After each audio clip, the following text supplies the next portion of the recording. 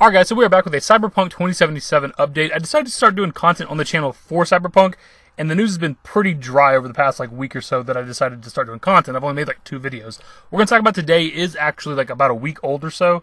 It's something that's easily missed. It was the official Cyberpunk 2077 account on Twitter replying to people.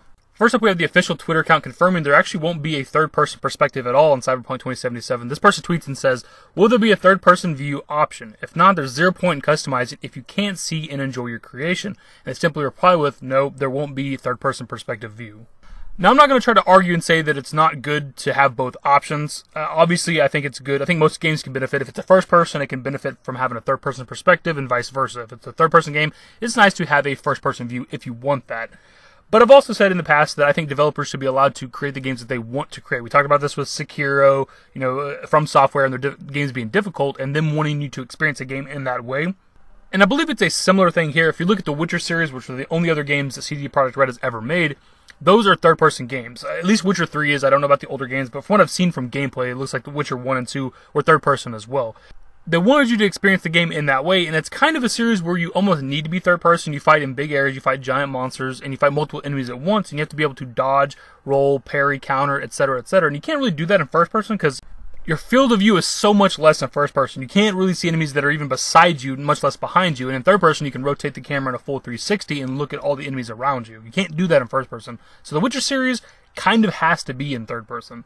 And I think they're going for a different experience with Cyberpunk 2077. You're in a very futuristic city. It's going to be a very immersive game. I think it's going to benefit from being strictly first person perspective.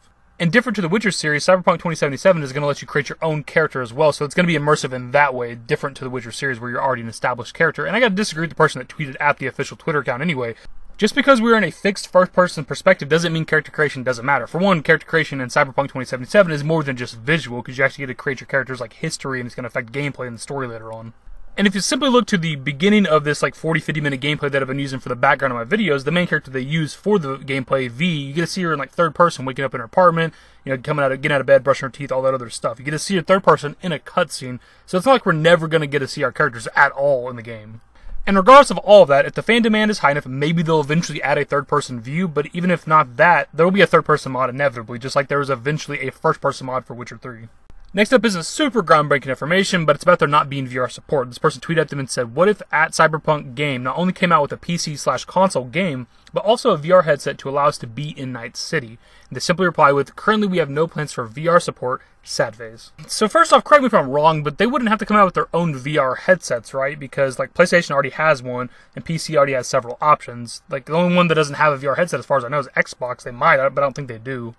So I'm not really sure why this person thinks that CD Projekt Red and the people developing Cyberpunk 2077 need to come out with their own VR headset for the game, because there's some already available. But regardless, they say that currently there is no plans for it. That doesn't mean that they're not going to do it down the road. It is definitely something that a lot of people like. I think this game would be badass in VR, simply because it is a first-person game. Similar to the third-person perspective discussion, if the fan demand is high enough, I think this one's definitely more likely than that one is to actually happen, because VR is something that the gaming industry is trying to push forward, but it hasn't really taken off. So is it worth the effort of developing your game, making your game compatible with VR, and is the payoff going to be worth it? Because it's got to take a lot of effort to do that.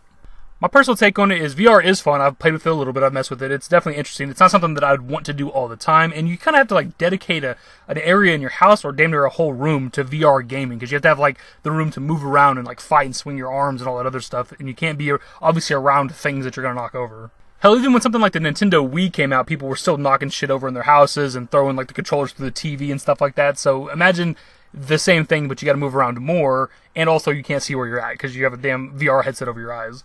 So it's going to be a long time before something like VR is really kind of a normal thing within gaming.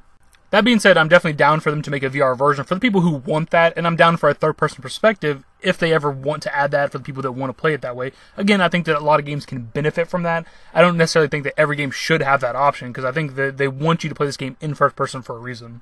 And hell, we'll just throw this in at the end anyway, because I'm newer to covering stuff on the game, and I wasn't doing these kind of videos, a month ago. But this news came out a month ago on Reddit.